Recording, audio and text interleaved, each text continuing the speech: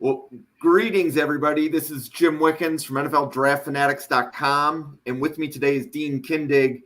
And today we are going to be talking about wide receivers that are likely going to be drafted on day 3. So part of NFL Draft Fanatics is we want to talk about most of the players that get drafted, not just the players at the top. So this podcast is specific to wide receivers that are between 80 and 160 on different analyst big boards.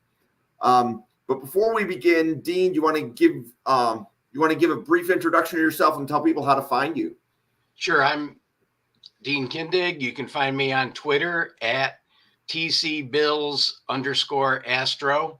I write for the BuffaloFanBase.com. I spent all day on the defensive line category, writing a little bit about which ones I thought the Bills would like in a kind of an elimination game, if you will. I think my wide receiver list does have probably 84 receivers on it. We'll be talking about some of them today. Fantastic. So thank you. Okay. So these are the wide receivers that we're going to be talking about today. So we're comparing Dean's player board to Corey's. Corey had a conflict. He could not join our podcast tonight, but he did supply his player list. And let's start with the list on the left. So the list on the left, Jamari Thrash, Roman Wilson, Jacob Cowing, Ricky Pearsall, and Luke McCaffrey were on both Dean's and Corey's boards in the top 160. The list in the middle were only receivers that Corey had, and then the list on the right were only receivers Dean had. But we're going to talk about all of these players as the podcast goes through. So couple things maybe to interpret. So as you move further down a player list, you're going to see higher volatility in player rankings. Like everybody has Marvin Harrison Jr. in their top 3 on their draft card, right? Everybody has Malik Neighbors, Marvin Harrison Jr., and Rome Odunze in their top 10, right? Yep. The volatility of those rankings isn't significant. Whereas when we get to like rounds 4, 5, and 6, one of the things that makes those rounds unique is where one team has Jamari Thrash, another team, they could be 2 rounds off on the same player. And that's all okay. So what we want to do here is we want to talk about the player, whether they're going to be, let's say, can they grow into be a starting wide receiver? Are they only going to be a special teamer? Those types of things. So, Dean, what can you tell us about the list on the left with Thrash, Wilson, Cowing, Pearsall, and McCaffrey? Can you people might recognize that name, Luke McCaffrey. Yes, this is his son, and one of the things that I think people should know is your team, if you're a fan of, let's say, the Buffalo Bills, there might be something that you're looking for that, for instance, we might be looking for somebody to replace Gabe Davis. So we might be looking for that Y-type receiver. Some other team might be looking for one of those little water bug type receivers. We've got 2 of those. We don't need that. We want something different. Plus, you know that Brandon Beane was looking very hard at DK Metcalf the year that he came out. So if he found a DK Metcalf in this draft, that would be another consideration. And then sheer speed deep might be a good one. He always talks about yak. So which players have the most yak? Let me start at the top there. Jamari Thrash probably is one that many of you have heard, especially because he's an ACC guy. And my team, for instance, has drafted 9 players on defense, but only 2 on offense from the ACC. The reason that I like Thrash, from what I was just saying, is he has nice separation skills. So it's partly that.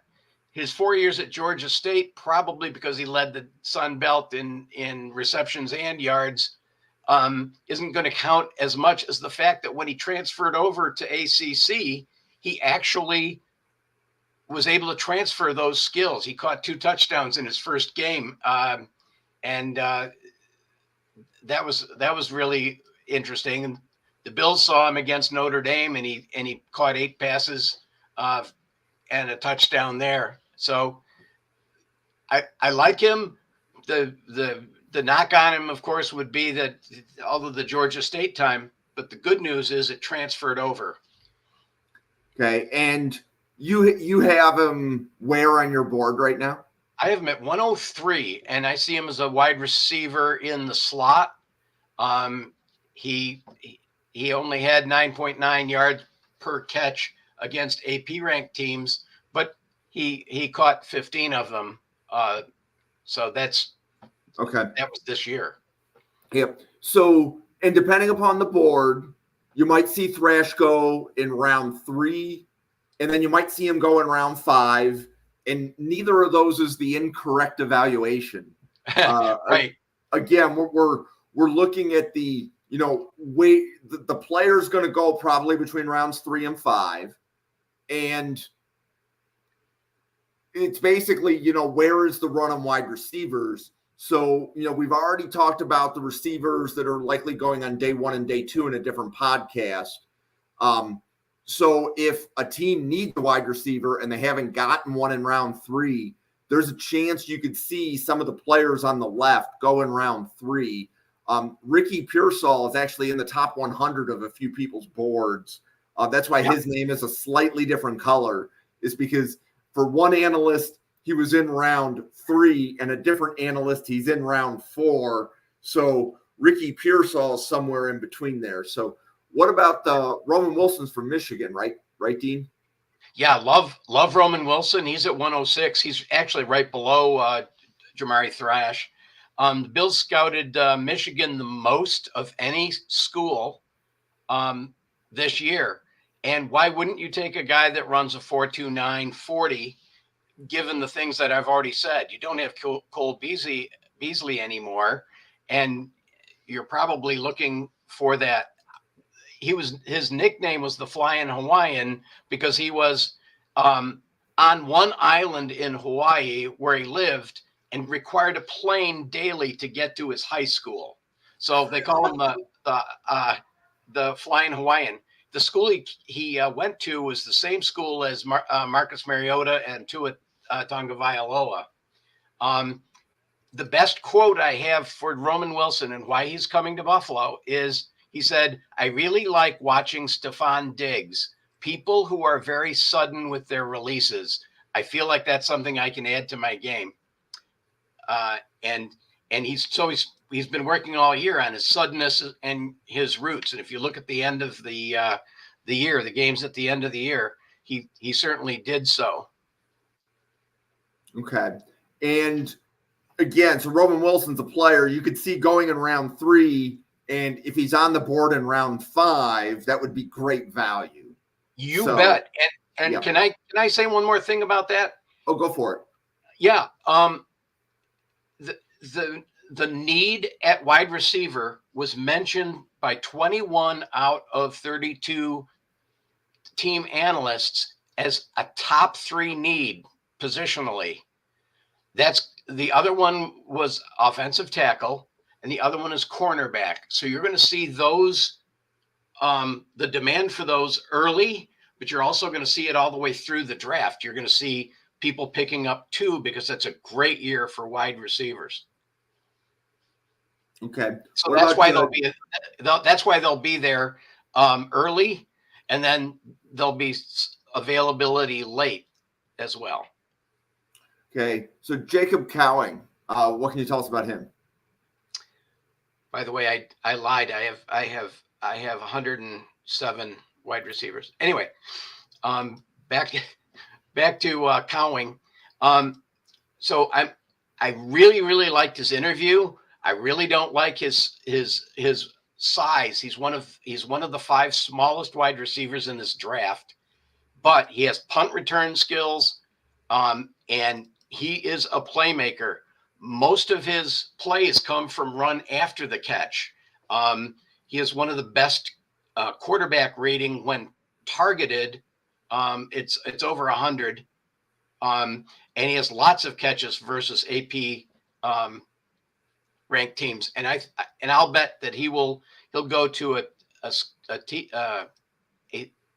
team that has a quarterback that will look better just because of him. I am at 143, Jim. Okay. So so you had mentioned Pearsall with run after catch, and the day 1, day 2 players we talked about Corley. So if you miss on Corley because you want the run after catch, Pearsall can be a good handcuff later in the draft. So if your team needs that and you miss out on Corley, you can handcuff that with Pearsall and get him on day 3. Yeah, that's a really good point. That'll happen all the way through this. If you're looking for a player that has the upside of a Stephon Diggs, on the other hand, and what you're trying to do is match traits. One of the things you might consider doing is taking somebody with great DNA, because there are a few of them in this draft, and Luke McCaffrey would be one of those. The fact that he's from Rice, I wouldn't put too much stock in, because if you watch some of the film on him, he's pretty exciting, making the one-handed catches and doing those sick juke moves. So I think that there's some DNA and flowing through those veins. So his father was actually one of my favorite players. I believe he played for the Giants and then later on for the Broncos. Yeah, Christian. So he was actually a quarterback in 2021. He made this switch to receiver, and I think he's going to do better at the combine than expected.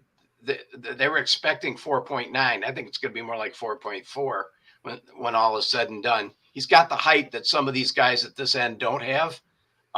So if you want to take a chance, instead of taking Jamari Thrash in round 3-4, take Luke McCaffrey. So far, I have him at 176, but I haven't done enough work on him yet. Okay. So your list, I believe, is the list on the far right with McMillan, Sturdivant, Smith, Washington, and Washington. So talk about where you have those players on your board and a little bit about like what kind of wide receiver they are. Oh, yeah.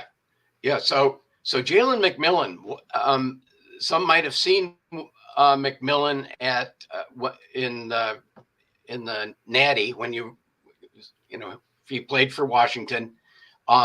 He's the 5th fastest wide receiver of the 100 some odd that I have. He makes great contested catches, and he's one that might be a darling at the combine because he was a former track athlete. He what we know is that in 2022, I believe, maybe I mean 2023, he had 29 catches of 15 plus yards. So if a team is trying to add explosive plays to their game, Jalen McMillan might be that missing element. I'd see him in working in the slot and on punt return. For instance, the Bills went to Washington to see the Oregon-Washington game. So that's a good indication. If you're going to travel all the way across the country to see somebody, that should count as a little bit more than one time seeing them. So that makes sense. Yeah. That makes sense. Sturdivant. Yep. Sturdivant. Sturdivant is that guy that you're hoping. For instance, if you wanted to take a wide receiver early, that's one of the fast dazzlers. Um, let's say you missed out on Brian Thomas from LSU. He's right on the cusp of round 1 and 2. Um, this is the guy. Sturdivant, I think, is the guy that could help you out. He's 6'3", 205, runs a 4.38. He can be your X receiver. He can work out of the slot. And his athleticism is excellent. And he's a good blocker. That's why I was looking at him as sort of another Gabe Davis, just faster. Is that we didn't want to sacrifice Davis's downfield blocking. He stacks the DB with ease, has great ball skills, body control, and he can be sudden. So I think that round 3 isn't out of the question for Sturdivant. I have him at 119. He could go earlier and surprise us all. Okay. And then you say Aeneas? Yes. Aeneas Smith. If you think about it, an eye for an eye. Yeah. So the Bills scouted him in a win at Auburn, and he had 5 catches, 15.6, but he also did punt return in the game. He's probably the 3rd fastest player in this draft. And of all of those fast players, he's the biggest. He's 190 pounds. And I think he was a backup slot to Moose Muhammad. And when Moose went down, Aeneas stepped in, and there was no drop off in efficiency there. Okay. So can I pause you? So you mentioned Sturdivant and Smith were 2 of the 5 fastest receivers? Yes. So who are your 5 fastest receivers? Any round, any grade? Oh, cool. Fun. So I'm doing this on the fly here. Okay. So the 5 fastest receivers in this draft: Tyler Harrell of Miami. Okay. 4.24, but he's had a hand timed 4.19. That would break the record at the combine. It would probably break the stopwatches at the combine. Xavier Legette, he is 6'3", 227 with a 4.29. Right. Also with a 4.29. We covered Legette on the 1 to 100 episode that we did last week. So that's why he's not on this list. Thank you. Yes. Xavier Worthy, also on that first podcast. He's skinny, but runs a 4.29. Roman Wilson, the Flying Hawaiian, that's 4.29. And then there's one at 4.33, Anthony Gould. I'm not sure he'll be drafted. If so, he'd be one of those last ones. But I think he'll be a preferred free agent. It's because he is 5'8", 160. So think Andy Isabella, running a 4.33, and at Oregon State, he actually played some X receiver and was a wide receiver in the slot sometimes. Okay. The Bills might take him just because they have Andy Isabella and they want somebody to race him. Right. And then Sturdivant and Smith come in right after that. Yeah, they're in the top. They're in the top 10. Okay. So if you miss out on Legette or Worthy in rounds 1, 2, and 3, Roman Wilson, J. Michael Sturdivant, and Aeneas Smith, rounds 3 and 4, maybe round 5. That's your speed handcuff. And you have Jermaine Burton in the middle there, and he does. Oh, I'm sorry, Jaquan Burton. You've got 2 Burtons there. Yep. Jaquan Burton is also in the top 10 there. I have him late. He's Florida Atlantic. He's runs a 4.35. So think about this.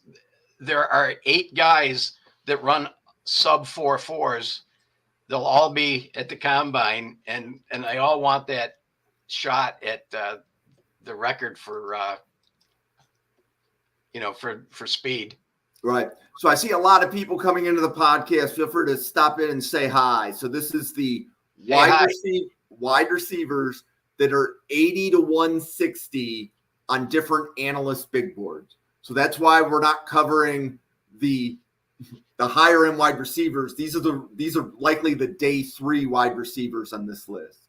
Yeah. So, okay. So Malik, let's flip back and just go down the list again. So Malik Washington and Taj Washington. What can you tell us about them? So Malik Washington and Taj Washington are different players, but let me tell you about Taj first. He's the USC guy, and he'd be in the slot, 5'10", 175, runs a 4.42. He has the highest yards per catch against AP ranked teams of all these fast guys.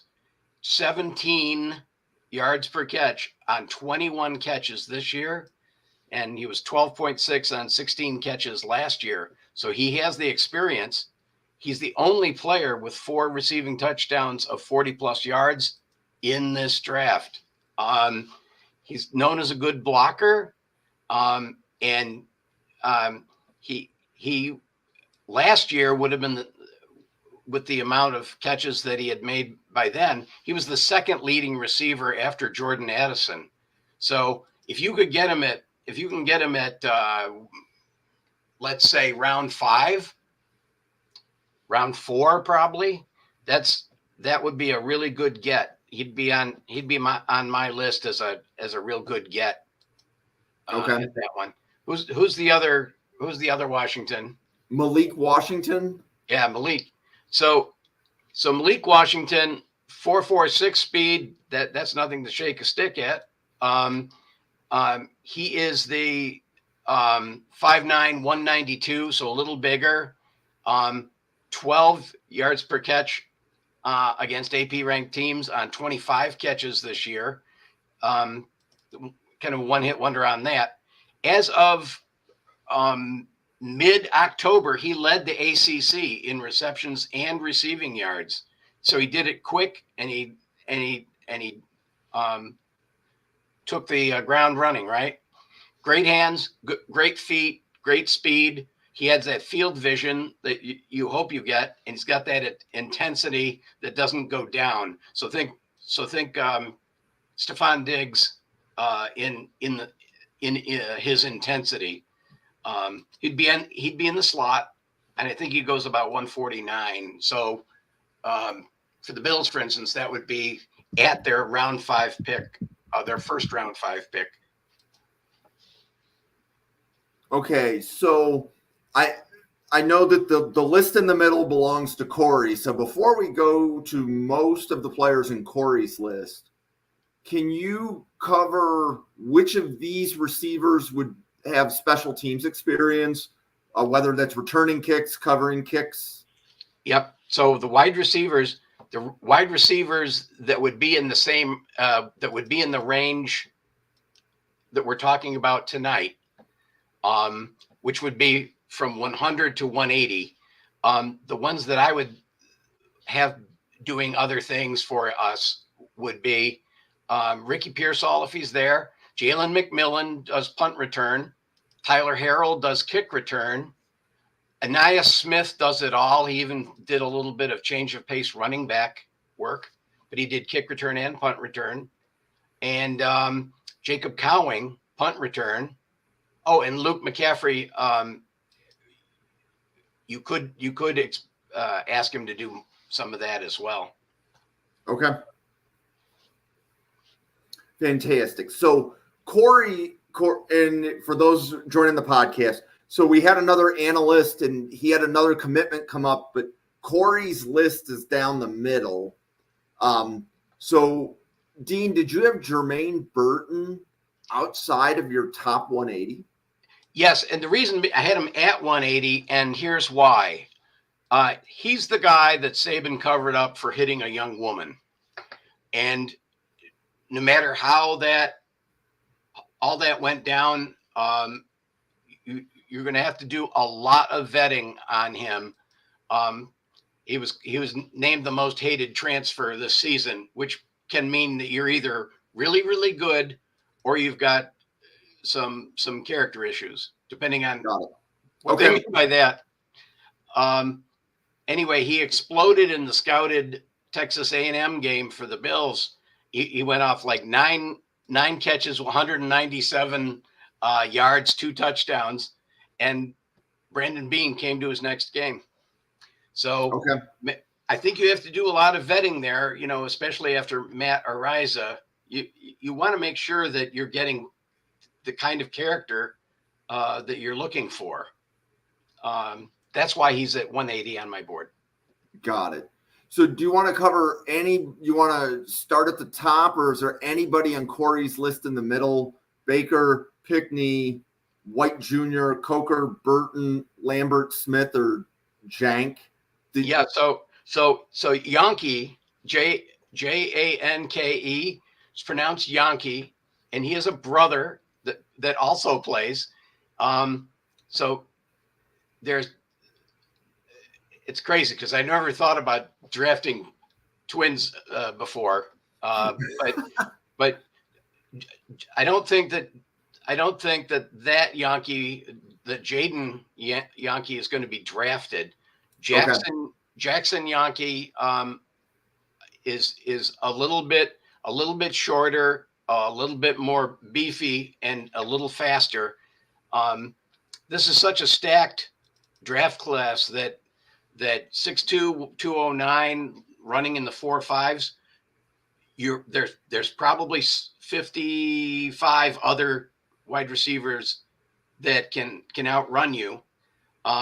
But he might get a combine invite for that. But just think of Yankee rhymes with donkey, and think of somebody running that fast, and that's him.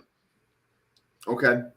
And well, I want to give Corey some props. So a significant number of Corey's players in the middle were at, I believe, the Senior Bowl, and Corey was at the Senior Bowl. So Corey got to see these players practice and play in the game. So there's probably a reason that he has them high on his board. And I will also do a flashback. So many years ago, when the team I cheered for was out of the playoffs, their head coaches were the ones or their coaching staff was the one that ran the Senior Bowl, and they ended up drafting 2 or 3 of those guys. So when you have a chance to interact with the players, it moves them higher on your board. I think that's just human instinct. Yeah. Kind of thing. So David White's a good example there. People always want guys with height that have decent speed, and the big stage isn't, hard for them. And David White Jr., Western Carolina, he's a 6'3", 195, 4.5 speed kind of guy who could be your X receiver. He's a guy that started at Valdosta State and then moved to Western Carolina, and you go like, that's Division I, going to Division I, Southern Conference. So that's a challenge. But if you could get somebody like that, you'll have the next. There's always a couple in every draft that nobody's heard of until they're. Who's the guy in the Rams? Jeez, Puka. Yeah, Puka Nacua. He was on our board, and we thought maybe he had a chance to be a free preferred free agent. He got a job and he got a starting position. Yep. So that's crazy. And I've seen some people on Twitter. I think I'll have to go back and check the tweets, because I was checking the tweets on every single one. There was one of the players on the list in the middle was compared to Puka by somebody. So yeah. I think it was David White, but I'd have to go back and double check. Yeah, it was either White, Jaquan Burton, or Jalen Coker. And where do you have White on your board? Just out of curiosity. Oh, I have 170. Okay, so he was just outside of the range that we used as the threshold for the podcast. So Oh okay, yeah. So okay, with Jalen Coker, I think is the Holy Cross guy, and I think that Holy Cross is in William and Mary's conference, and that of course is McDermott's. So I'm putting this all together here. He just lit up the Hula Bowl. He had off the charts athleticism, score, and I kind of discount 1,000-yard seasons, but Coker had one. He had 4 100-yard games, but these are against teams like Yale, Lehigh, Bucknell. But then you think, well, the Bills have a couple of guys from conferences like that, and guys from the ACC and from the Mountain West. So nothing's out of the impossibility realm. and where do you have Coker on your board? I have Coker at 440. I have him as one of the preferred free agents. Okay, so I think Coker would be a great example of the Senior Bowl may have really helped him, right? Yeah. Because if he did that at the Senior Bowl against higher competition, he can move from UDFA to rounds 5, 6, 7. Yes. Right, and for him that would be a great achievement. So yeah, he might get more than that, Yeah. So Jaquan Burton, where do you have him on your board? Yeah, so Jaquan Burton, I have him being drafted in round 7. Florida Atlantic. He's another one that has one of those 4.35 40s that could certainly be faster than that. So, but he's the water bug type, and he would be a kick returner for you as well. The AAC standings this year had Florida Atlantic as one of the 3 and 5 teams, but again, the teams there are teams like SMU. Cole Beasley was a SMU player, so it's the competition is there. Rice is in that same one. UAB is in one. So those guys are in that center row or center column of wide receivers that could be drafted in that round 3, round 4, Okay. round 5. And then Lambert Smith. Where do you have him on your board? Yeah, I had Keandre. He's from Penn State, and if anybody doesn't know the Buffalo Bills connection, there is that Sean McDermott friend is Manny Diaz. He moved from Miami, where they took Rousseau, to now he's the DC at Penn State. So he knows all of these. He knows all of these players because he's playing against them every day. So that's a thing. So Penn State and Keandre is 6'1", 182, 4.5 speed. I think he'd be your wide receiver. A lot of his yardage was doing the hard work, and he was the number 1 wide receiver for Penn State in 2023. So that itself has a thing. And then Rose Bowl record 88-yard touchdown. And that certainly helped. That was the last game where they played Utah. And the Bills for instance, are looking at the Big Ten a lot more carefully. And I think it's because of yards per catch and because that's where some of the good defenses are. Oh, great quote before that. James Franklin, the head coach, said, Keandre has earned the respect of the locker room and the coaching staff. That usually means that you have the potential to be a leader in this. So I have him at 451, which is sort of the cutoff zone as far as being a free agent. Okay. Yeah.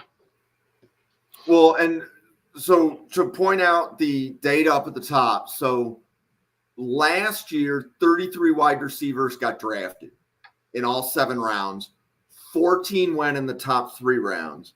So I'm going to flip the presentation to. So these were the wide receivers that we covered in the prior podcast. Yeah. Okay. So that list is 6, 9, 12, 15. I believe there's 16 players on this list. Okay. And the only player that's duplicated on the list is Ricky Pearsall. One analyst has him in the top 100. Another analyst has him a little bit further down. So we covered him. He basically gets double.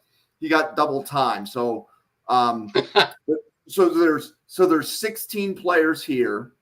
And then if you look here, this list is about, let's see if I just did that, 15, 18. So this list is 18 deep. 18. Okay. And we were only going to about 160 on the big board. So when we asked the analysts to put the wide receiver list together for today, it was receivers between 80 and 160. Now, and there's a curve there. So if somebody wants to throw in the receiver at 180, they can. But we don't want to go all the way to like 245, which is like the end of the draft, or 262. We want to stick to, we think these are the players that are getting drafted with a moderate degree of confidence, right? So if one receiver on this list does not get drafted, they would likely be the highest priority free agent at wide receiver. That would be like the interpretation or why I structured the podcast the way that I did. If you missed on any of the 16 on the previous slide, okay, there's still 17 wide receiver candidates here. If this year's wide receiver class equals last year, and generally speaking, the range for wide receivers, there's been years that 27 wide receivers got taken, and then there's years where like 37 get taken. So generally the range for the number of wide receivers drafted is between 27 and 37, about an average of 1 per team. Yeah. And then per dean, 21 of the 32 teams have wide receivers a top 3 need. Okay. But if you look at rounds 1 through 3, the receivers graded 1 through 3 here, there are not 21 receivers in this list. Right. So I think a lot will be taken at the end too. Yeah. So there's going to be a team that needs a wide receiver, and this is going to be who they're going to be picking from. It's going to be this list. If you miss a wide receiver in the first 3 rounds, this is the list that you're looking at. And we just spent the better part of 45 minutes discussing them. I see a lot of people joining the podcast. So if there is a receiver here you have a question on, feel free to drop it into the chat. The podcast will be going on for like another 5 or 10 minutes, but we will definitely take questions. Definitely have seen a lot of people joining this. So I'm liking this time slot because I saw a lot of people join. So thank you very much. Yeah. So let's see. So we've talked about handcuffs. So, okay, here would be, so Dean, if you had to look at, let me go back. So Dean, if you looked at this list, which is the wide receivers that we covered before, and is there, like, we handcuffed a few, right? Because like Xavier Worthy and Xavier Legette were fast receivers. And if you miss them, you said like between Roman Wilson and Sturdivant and Anais Smith, those are probably the fastest players on this list. Yes. Jaquan Burton was one too, I think. Okay. And is there like a flavor of wide receiver on this list where, like, if you miss on this day 1 or 2 receiver, you see I think I know what you're asking. So if you missed on Marvin Harrison, or he wasn't even there, and then in round two you said, well, I'll get Xavier Legette, and there are just too many guys that were too many teams that were already there on that one. So maybe in round three you look at Johnny Wilson, 6'7", 235, running a 4.42. Maybe not as good a catcher. And then if you went down even further, you could probably go all the way down to PFA and say, well, I'll get Isaiah Nayor from Texas, 6'3", 216, running a 4.48. Yep. You know, there's always going to be a handcuff. Yep. Is it Brendan Rice from USC? So yep. you could still get your ex receiver later on if you don't get Keon Coleman or whoever. Got it. Okay. So we've been doing this for about 45 minutes. I appreciate everybody that is watching. If you haven't followed the NFL Draft Fanatics Twitter account, it's NFL Draft Fanatic. There is no I in Fanatic. I am the person behind that channel. My name is Jim. So feel free to give it a like and a follow. If you're watching this on YouTube, please like and subscribe. We will be doing several podcasts. So let me go to my podcast schedule slide. Okay. So last night we did defensive linemen in the top 100. Today we just did wide receivers 80 to 160. On Wednesday, we're doing defensive backs, which are 1 to 100. So that would be corners and safeties from 1 to 100. That's next week. And then next week on Thursday, we're doing the defensive linemen that are 80 to 160. So if you're looking for information on the players in the draft, the purpose of these podcasts is to introduce you to the players. There will be plenty of conversations and podcasts by plenty of creators. Our goal is to get you introduced to the players. We will talk about them, give you our analysis, give you our opinions. So when you're doing your mock drafts, you might be a little bit smarter than you were 5 minutes ago. So I appreciate Dean's time. I appreciate everybody that has come in. Thank you, everybody. Yeah, thank you very much for listening. We truly appreciate it. I hope everybody has a great evening. Where I am, we're about to get hit with a blizzard. So I hope everybody is warm and everybody is safe. So how's everything in Fairport? Are you getting hit as bad as Buffalo? There